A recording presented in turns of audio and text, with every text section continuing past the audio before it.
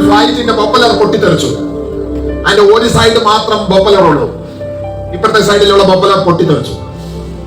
ഫ്ലൈറ്റിനകത്തുള്ള എല്ലാവരും പാനിക്കായി, ഭയങ്കരമായിട്ട് കരയുന്നു, ബഹളം വെക്കുന്നു, തകരുന്നു എന്നുള്ള ഒരു ചിന്ത എല്ലാവരുടെയും ഉൾത്തളത്തിലേക്ക് വന്നു.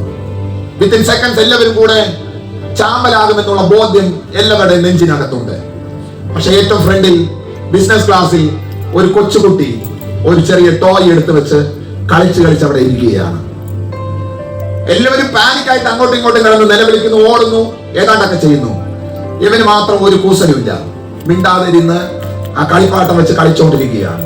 ഒരു വൃദ്ധനായ മനുഷ്യൻ ഇവന്റെ അടുക്കൽ വന്ന് ചോദിച്ചു, കുഞ്ഞെ, എല്ലാവരും മരണമെപ്രാളം പിടിച്ച് ഓടുകയാണ്, why you are not panic?